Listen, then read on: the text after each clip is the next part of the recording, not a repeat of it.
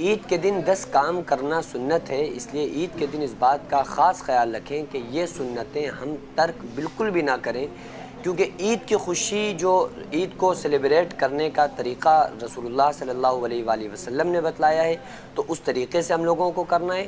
تو ایسا نہ ہو کہ اتنی بڑی خوشی جو پیارے آقا صلی اللہ تعالیٰ علیہ وآلہ وسلم کی حدیث سے ثابت ہے، جو خود رسول اللہ صلی اللہ علیہ وآلہ وسلم کو یہ بڑا پسند دن تھا، تو اس لیے اس دن ہم ان چھوٹی چھوٹی، یعنی کہ چھوٹی تو کوئی سنت نہیں ہوتی ہے، لیکن بڑی آسان، یوں کہہ لیں کہ بڑی آسان سنتیں ہیں، ان سنتوں پر ہر کوئی عمل کر سکتا ہے۔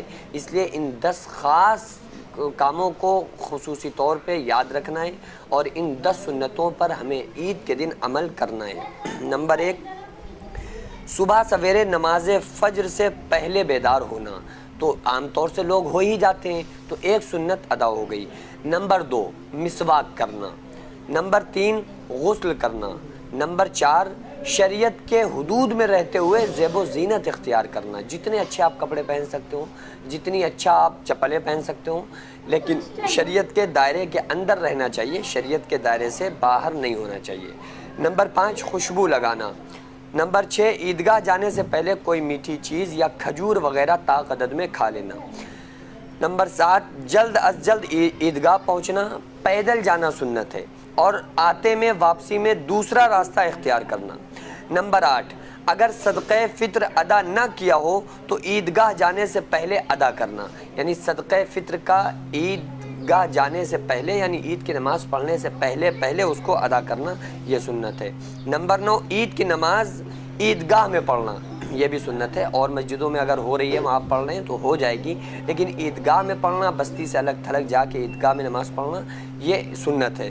نمبر 10، راستے میں تکبیر پڑھنا، کون سی؟ اللہ اکبر لا الہ الا اللہ اللہ اکبر وللہ الحمد۔ تو یہ 10 سنتوں پر ہم لوگوں کو خصوصی طور پہ عید میں عمل کرنا ہے، چونکہ رمضان میں ہم عبادتیں کرتے ہیں اور رمضان کی پھر پوری کسر ہم لوگ عید میں نکالتے ہیں۔ وہ کیا کرتے ہیں؟ کوئی میوزک سن رہا ہے، کوئی گھومنے جا رہا ہے، اور بڑی عجیب بات یہ ہے کہ جیسے ہی عید کا چاند نظر آتا ہے تو اس کے بعد فوراً ہی انسان کی زندگی بالکل بدل جاتی ہے۔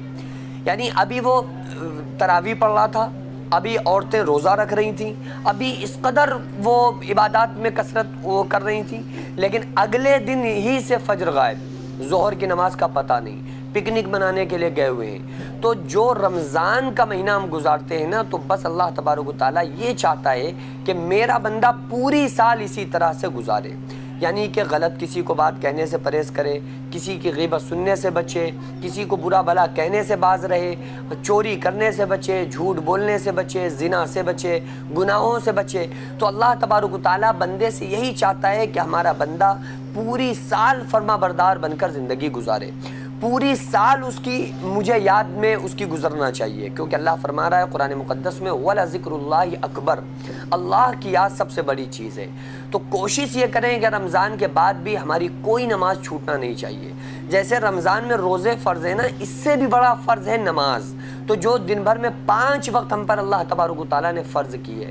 تو رمضان کے بعد بھی ہم دین کے راستے پر قائم ہیں یا نہیں ہیں، یہ بہت زیادہ یہ اس چیز کا ہم لوگوں کو خاص خیال رکھنا ہے، اور کس کس کا ارادہ ہے، آپ میں سے کن کن لوگوں کا ارادہ ہے، کن خواتین کا، کن مردوں کا یہ ارادہ ہے کہ انشاءاللہ تعالی رمضان کے بعد بھی ہم کوشش یہ کریں گے کہ اسی طرح سے ہماری پوری سال گزرے جس طرح سے رمضان میں گزرتی ہے، یعنی کہ روزوں سے نہیں، لیکن ویسے کہ کسی کی برائی نہیں کریں گے، جھوٹ نہیں بولیں گے، نمازوں کو قضا نہیں ہونے دیں گے، اللہ کو راضی کریں گے۔